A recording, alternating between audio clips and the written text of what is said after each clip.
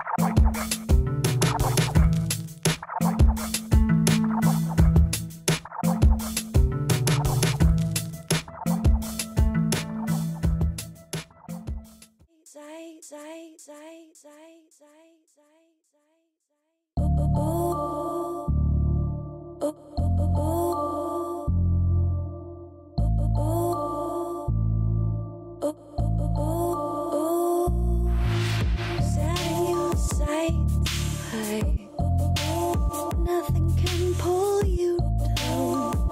Oh, what's in your mind's eye is taking shape and sound.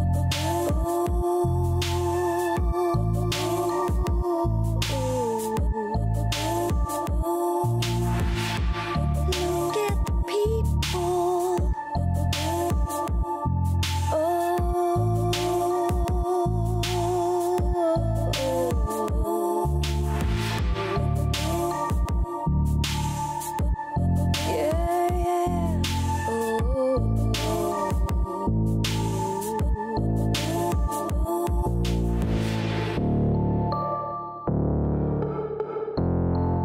Love and money.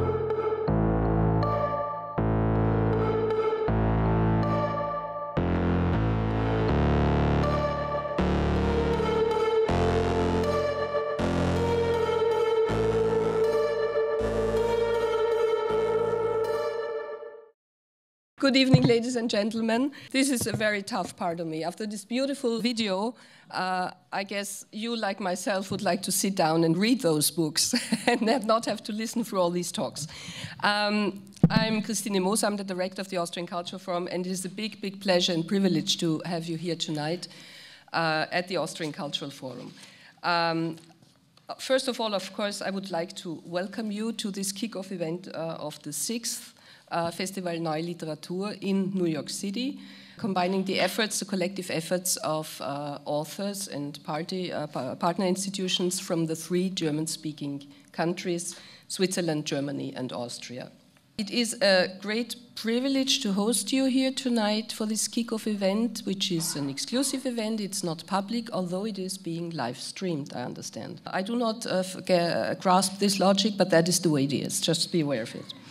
I would like to welcome all of you partner institutions like the Austrian Cultural Forum who are contributing and organizing this festival this year for the 6th time.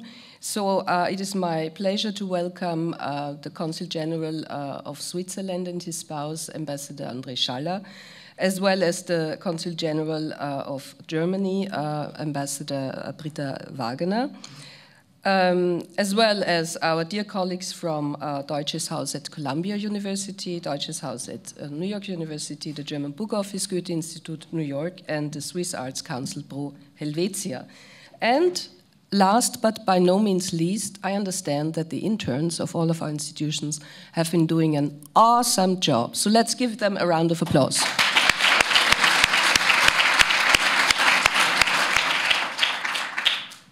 As usual, the sixth time this year, there will be events, as you very well know, across town, including readings, panels, workshops, dinners in this house, at New York University, at Columbia University.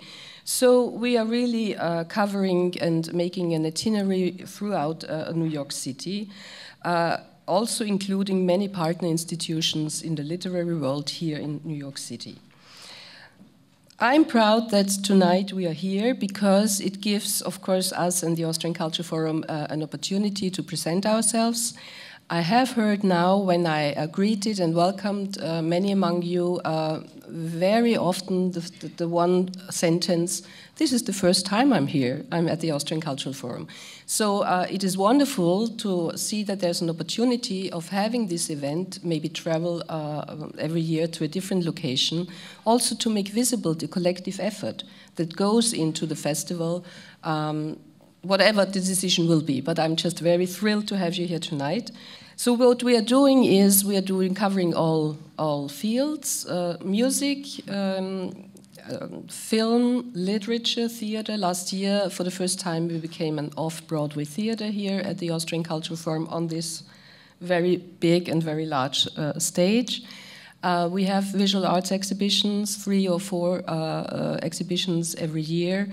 We are doing performances, panel discussions, scenic readings. I mean, what you would expect of a cultural institute of any nation in the world.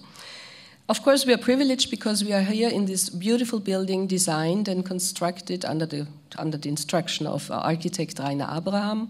He taught at Cooper Union for a very long period, and so he was very seminal, the way he thought and the way he built. And the building opened in 2002.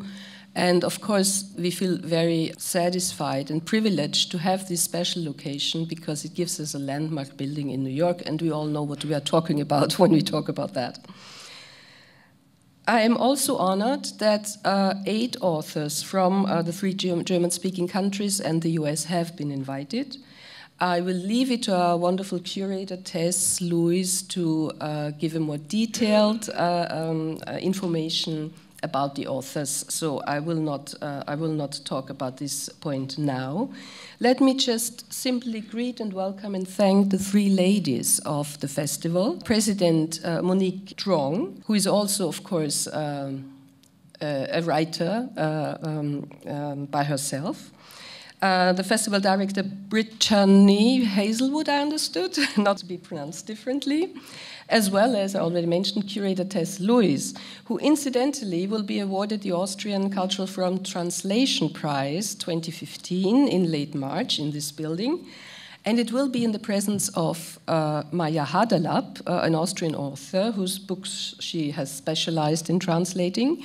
And Maya Haderlap, incidentally, was an Austrian author participating in the festival Neue Literatur last year.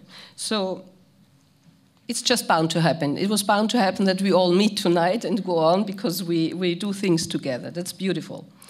Last, but again by no means least, it is my pleasure to talk about and usher in the opening night's tradition, which is, of course, the presentation of the Friedrich Ulfers Prize. And I look into Friedrich Ulfers' eyes, and I see he's already very pleased.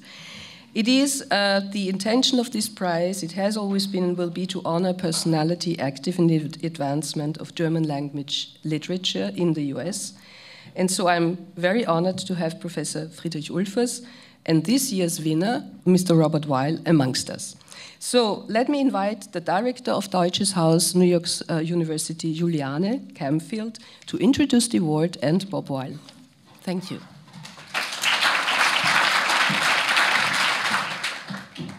Thank you, Christina. Thank you for hosting. Good evening, everybody, ladies and gentlemen, dear friends and colleagues. Since our last festival, another year has gone by. And in fact, today is the first day of a new year the Chinese New Year. So there are at least 2 good reasons for us to celebrate this auspicious day with lots of love, a little money, which can go a long way, and short speeches. As you can see, this year's festival motto, love and money, and it's here already tattooed on my wrist. And this is not Rosie the Riveter, this is just the tattoo which our wonderful marketing subcommittee came up with, and special thanks to Elena for arranging all that, has already inspired me quite a bit, and I hope you'll all use the tattoo later to have fun here or elsewhere. Or both.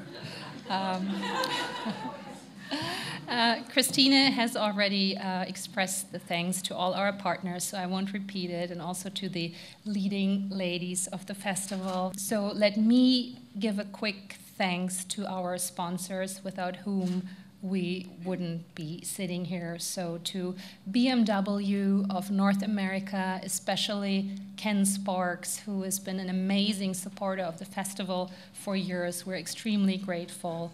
To Radeberger Bier, Tatley, and Elderberry Catering. And also a big thanks to Powerhouse Arena, McNally Jackson, and the Bowery Poetry Club. And I hope you can all make it to the events that will take place there very soon.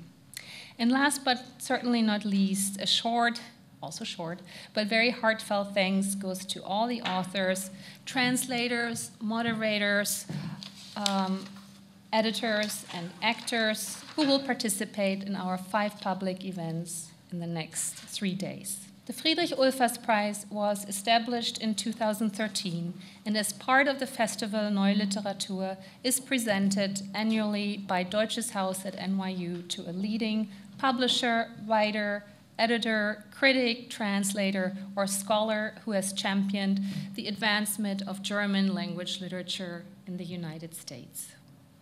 This year's recipient is Robert Weil, the renowned editor-in-chief and publishing director at Liveright and Company, a division of W.W. Norton Company, who will receive the award tonight from Professor Ulfers and Harold Augenbraum. And Professor Ulfers, of course, founded and generously endowed the prize. Thank you so much, dear Fred, for making it possible to honor yet another inspirational luminary of our literary world. Dankeschön. Let me say a few brief words about Friedrich Ulfers. Friedrich Ulfers is Associate Professor of German at NYU. He has also served as Assistant Dean of the College of Arts and Science, the German Department's Director of Undergraduate Studies, Director of the NYU in Berlin Summer Program, and Director of Deutsches Haus at NYU. He has taught not only in the German department, but also in NYU's interdisciplinary programs, and is also affiliated with the European Graduate School in Saas-Fee, Switzerland. He has received many teaching awards and was awarded the Bundesverdienstkreuz, the Officer's Cross of the Order of Merit, last year. We are very pleased that the laudation honoring Robert Weil will be given by Harold Augenbraum, the Executive Director of the National Book Foundation. Please join me in welcoming him to the podium.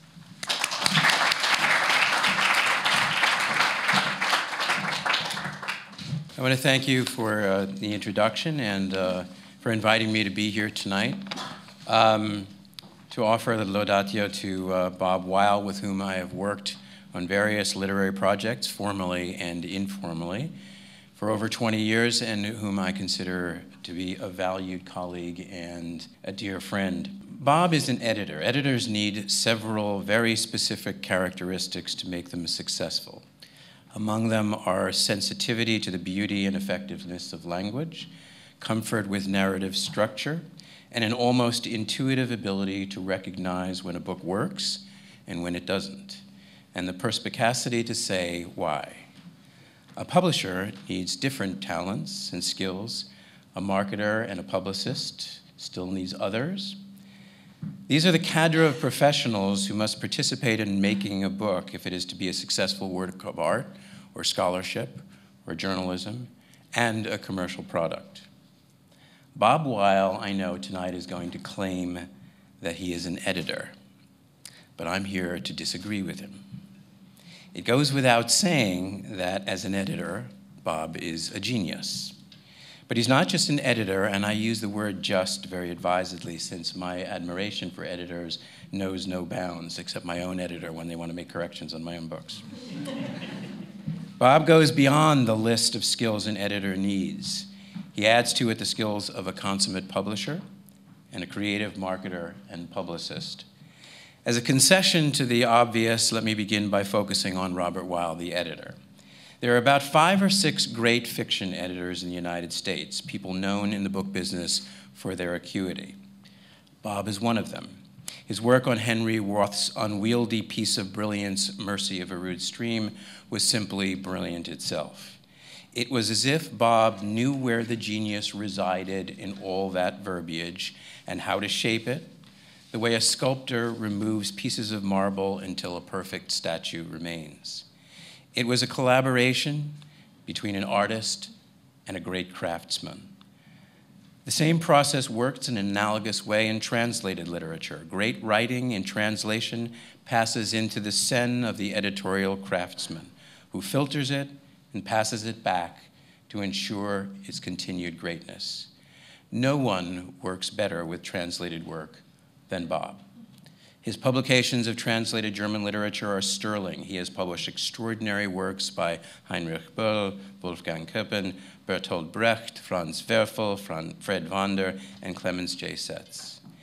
In my mind, however, as great a fiction editor as Bob is, bar none, he is the best nonfiction editor in the United States. I have seen him nurture academics who might have written dead books into stars of American fiction writing, waiting patiently, cajoling incessantly, with the warm encouragement needed to bring out the best in an author. He has an unearthly feel for what makes a book work, if its structure needs wholesale change or just a tweak, if its characterizations lack vitality, direction, or even pomp.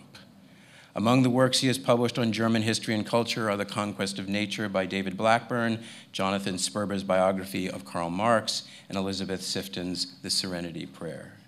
And when the book is finished and it's ready to go out and meet the world, when the usual editor's work is done and it's handed over to the publisher and the marketer and the publicist, Bob is still there championing the work with what we in the marketing business call influencers, the press, the people in the business who can help create word of mouth, the people whom authors want to know about their books.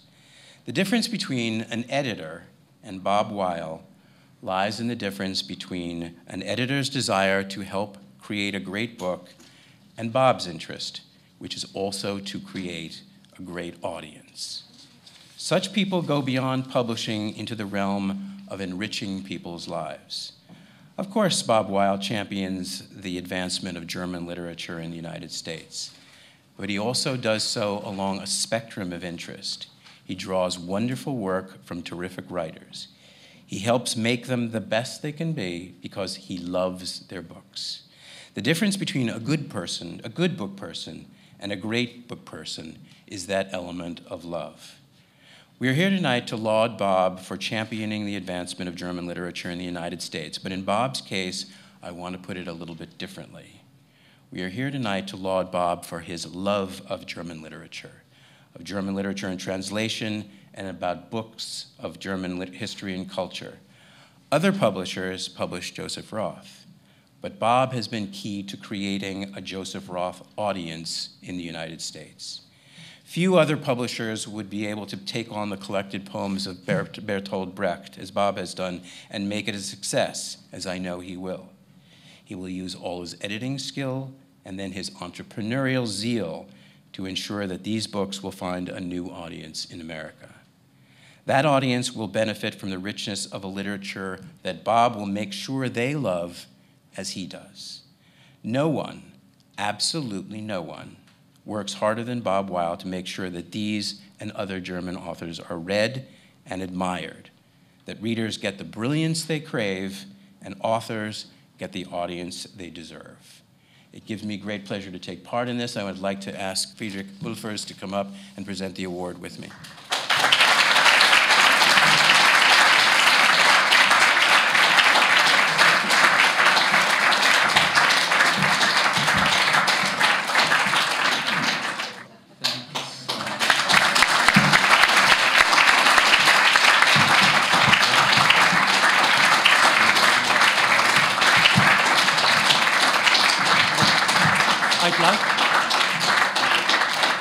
I'd like to add a phrase that is usually an empty one, but here it's meant sincerely. The check is in the mail. I would do it without the check. I'm so honored. Thank you. As Harold predicted, I am an editor. So it's Harold, you're more than, that's crazy what you said. But anyway, to start things, when Juliana Campfield, the director of NYU's Deutsches Haus, wrote to me on November 11th saying, quote, "We truly hope you will accept the Friedrich Ulfers Prize to be awarded to you on the opening night ceremony of Festival Neue Literatur, the 6th year," I thought seriously that her email was a mistake. First of all, book editors who typically work behind the scenes never get awards. Proof being that this is the first bona fide editor's award I've gotten in 36 years. The other mild confusion was the futuristic tense of Miss Camfield's note, truly hoping that I would, as if this was not a given, accept such a prestigious award named after its generous, very generous benefactor, Friedrich Ulfers, a renowned German professor and mentor, truly a mentor, who has distinguished himself in the German department of NYU in the College of Arts and Sciences. I wanted to call Miss Campfield and tell her more colloquially, "Are you kidding? Of course, I'd be hugely honored to accept this Lifetime Achievement Award." But my rational side prevailed. So I merely wrote her back to confirm that the email had not been sent in error. That's all true. Perhaps the saddest part of accepting this award given to someone who has, quote, championed the advancement of German language literature in the United States is that neither of my German-born parents is alive to be here. Neither finished high school, neither graduated college, but my fiery, red-haired mother always had a book in her hands and would regale me with her favorite stories about her beloved Großmutter Pauline, grandmother Pauline, her maternal grandmother, whose worn leather-bound Rilke volumes I still have in my living room. Of great importance to my mother, Elsbeth Landman Weil, whom everyone called Ellie, was her deep regard for history, especially family history. While most of the family members on my mother's side intermarried, converted to Christianity, and embroidered on a seamless Gentile past, Elsbeth, who was raised in Sweden, chose to marry a penniless Jewish-German refugee and never wavered about anything, particularly her family's heritage. While my mother all too often relished confrontations, provoking them more than once, my father proved a good and loving foil. The son of an amateur vaudevillian in the Bavarian town of Fürth, where Henry Kissinger was also born. Kissinger's father was my father's first and second grade teacher. My father was a kind man who loved to tell bawdy jokes and played the accordion, the piano, and its precious Hohner harmonica, all in perfect pitch. Even though Lothar was forced to flee his sheltered Bavarian world in June of 1938, he never shed his love of his German homeland. Somehow, indeed inexplicably, the calamitous historical narrative that was our 20th century just leapfrogged ahead. obscuring those pestilent, trauma-filled years of 1933 to 1945. As a curious child, I would press my father about the 1930s, but Mom always said that he didn't want to speak about these times, a hesitance, mind you, that she never shared. While he sat silent at the kitchen table, or more likely, after he had fled the kitchen to smoke a much-needed cigar, she would fill in what she knew. The story of his mother's suicide just after Kristallnacht, his own dramatic escape on a trawler that transported him over the Baltic from Danzig to Stockholm just before Christmas of 1938, or his father's miraculous exodus to London in the last months leading up to the war. I cite what I call my father's leapfrogging, not to revisit old family history, but to account more than anything for my interest in German literature. Like my insatiably curious mother, I have been fascinated by that which I cannot explain. So I've devoted a good part of my career to bringing some clarity, at least for me, to that 12-year gap, that caesura, which in the end becomes a study of far more than a mere dozen years, as we know. I recall that the first book I bought from a German publisher was a Holocaust memoir put out by S. Fischer Verlag, which Barbara Perlmutter, who's in the audience, sold to me at Times Book in 1979. But no single person mentored me more than a woman called Joan Davis, whom Barbara also knew very well, a literary agent who had early on signed up a young Martin Luther King Jr. and represented 7 Nobel laureates, the civil rights leader, one of them. I hope one of you young people will study Joan, but born Lisa Lotte Davids in Berlin in 1919, Joan, who immediately Americanized her name upon arriving in New York in 1940, was typical of an entire generation of German, largely Jewish editors and agents who, like my father, simply did not speak about their German past. Joan, who was half Jewish and in whose New York office provided shelter to virtually every visiting German publisher, Monaco Schuler and Dietrich von Holtzbrinck were her interns, took for whatever reason to this skinny college graduate. I never knew why. Barbara can tell you. She introduced me to the works of Heinrich Böll, whose last 2 novels I bought at St. Martin's, as well as initially to that great Austro-Hungarian genius, Joseph Roth, and we are honoring Joseph Roth tonight here, whose novels and nonfiction I would sign up first from Kiepenheuer and Witsch and Jennifer Lyons until there was simply nothing left of Roth to translate.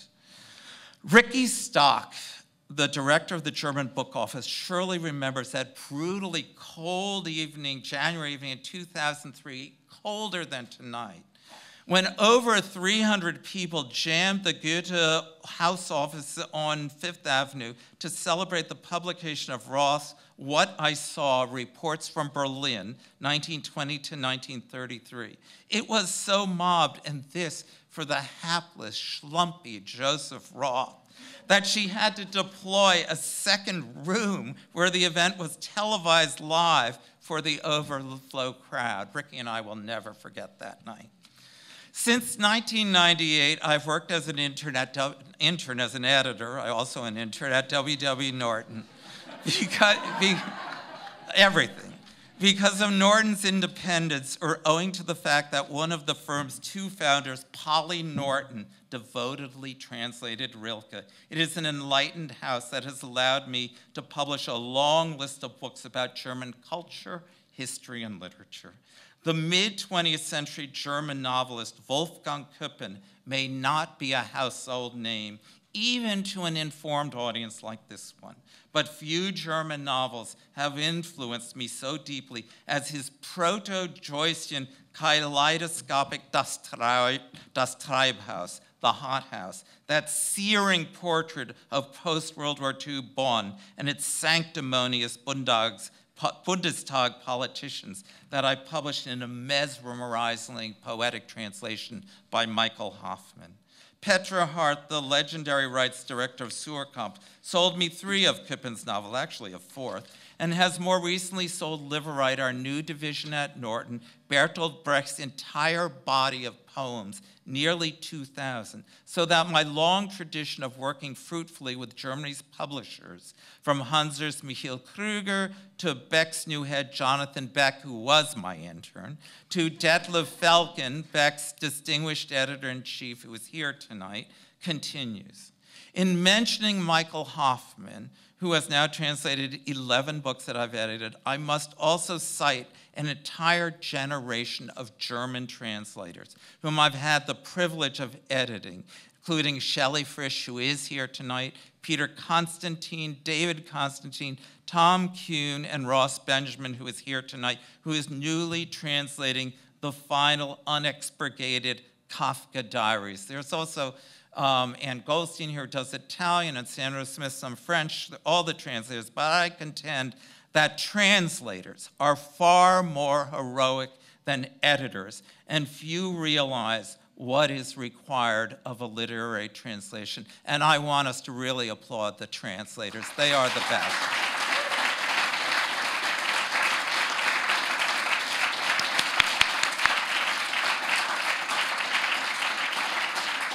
They deserve it.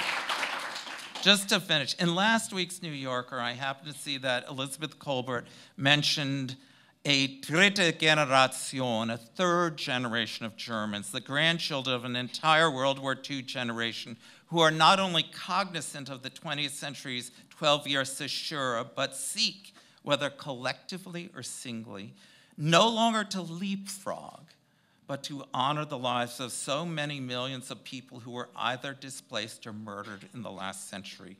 Since I am proud of my own collective German, American, Jewish heritage, sometimes feel I cannot disentangle one strand from the other, I also welcome such efforts like the Stolpersteine, that new public arts project in Berlin, which memorializes the fallen on the actual streets of Berlin. Perhaps having anticipated such moments by several decades, I have, with my mother somehow still whispering in my ear, devoted so much of my career to the retrieval of memory, and in doing so have willingly embraced both Germany's language and history. I deeply thank everyone here who was involved in making this award possible, and will always remain grateful for the recognition that the Friedrich Ulfers Prize confers. Thank you.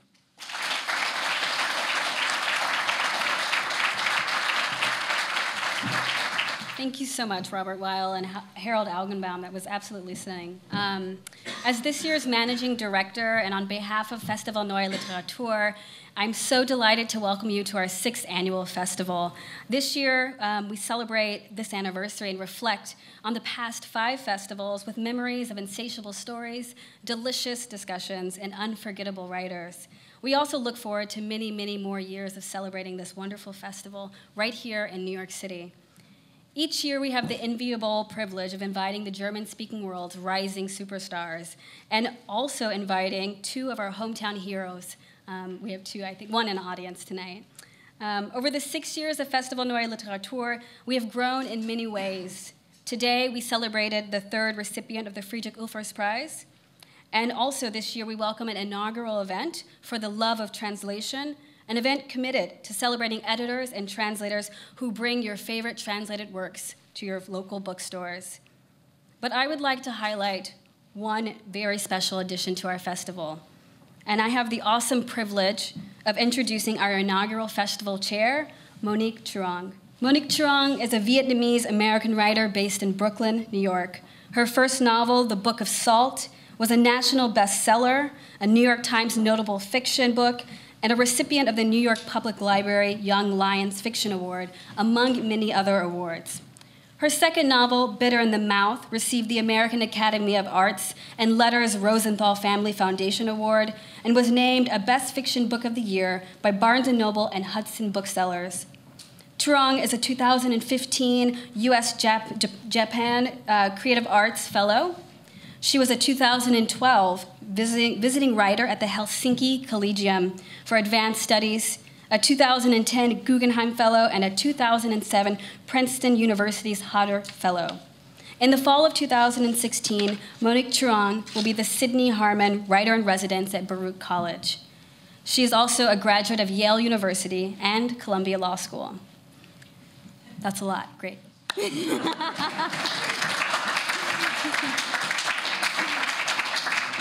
In short, to Monique, we are just besides ourselves with delight to welcome you to our festival. Thank you so much for joining us, and everyone, please help me welcome Monique Turang.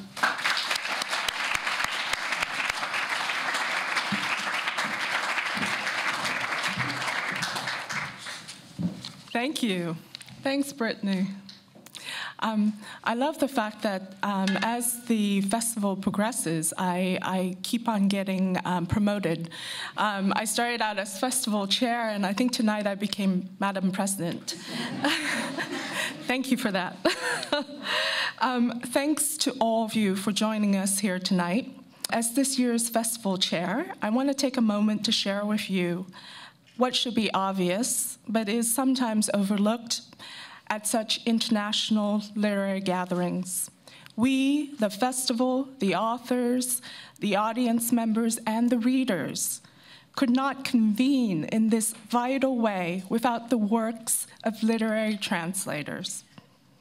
In Walter Benjamin's 1921 essay, The Task of the Translator, he eloquently argues that literary translation is a form, and by that he means an art form.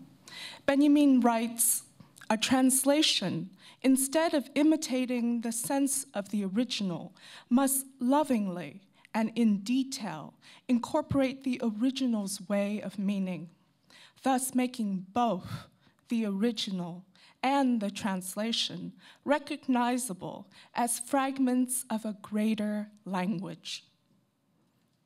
There is, however, a differing strain of thought that relegates the literary translator into the role of the faithful, abiding technician.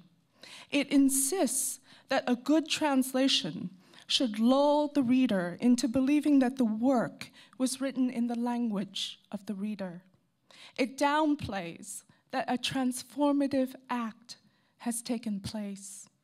This denial of the translator's art form, too conveniently, also supports the alarming and steady devaluation of their worth and compensation within the increasingly narrowed economy of publishing. As an author of 2 novels that have been translated into 13 languages, I know firsthand the benefit of being translated. For me, it begins at the moment of correspondence with the translators.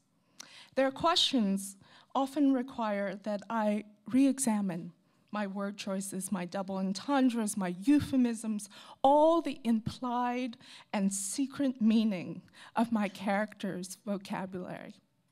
I reveal to my translators, in essence, the hidden codes of my text.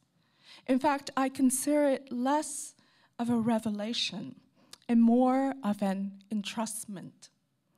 I have created my art form, and now it is their turn. I have been fairly compensated for my art form, and they should be as well. As Jose Saramago once said, writers create national literatures with their language, but world literature is written by translators. I invite you to meet in person and on the page the remarkable writers featured in this year's festival, and to sample their insightful, enthralling, sly, and often heartbreaking contributions to German language literature. And thanks to the work of their literary translators, contributions to world literature as well. Now, it's my pleasure and honor to introduce you to Tess Lewis, the intrepid curator who is the guiding force of the Festival Neue Literatur. Tess is an award-winning literary translator from the French and the German into English. She's received translation grants from Penn USA and Penn UK, an NEA Translation Fellowship, a Max Geilinger Translation Grant, and most recently, the ACFNY Translation Prize for her forthcoming translation of The Angel of Oblivion, a novel by last year's FNL author Maya Heidelap. Tess also serves as an advisory editor for the Hudson Review and writes essays on European literature for journals and newspapers, including The New Criterion, World Literature Today, The American Scholar, and Book Forum. Tess Lewis.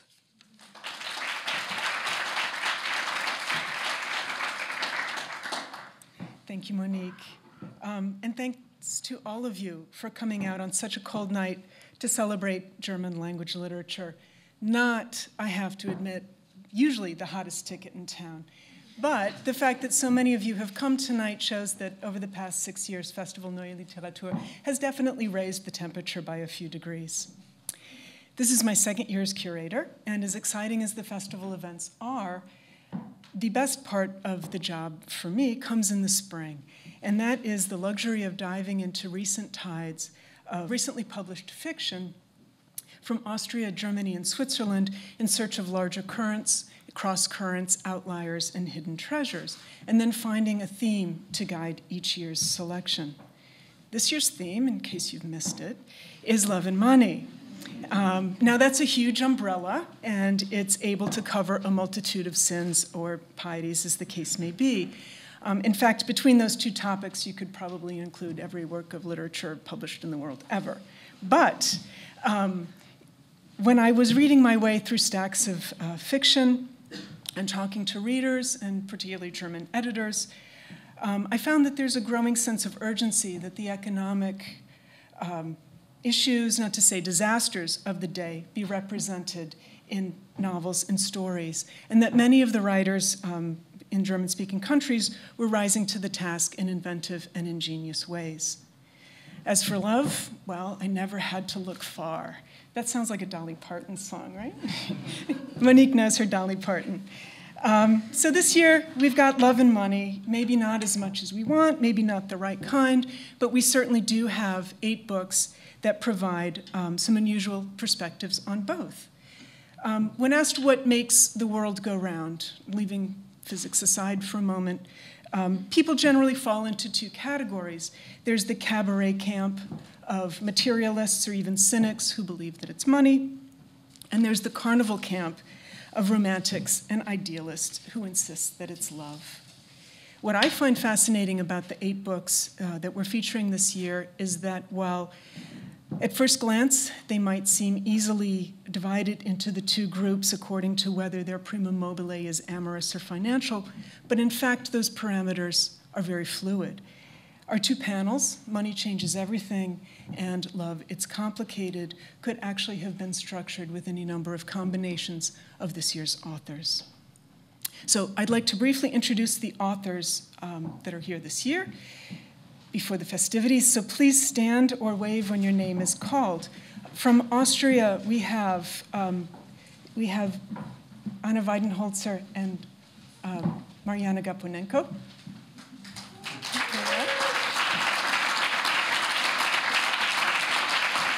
From Switzerland, Jonas Löscher and Monique Schwitter.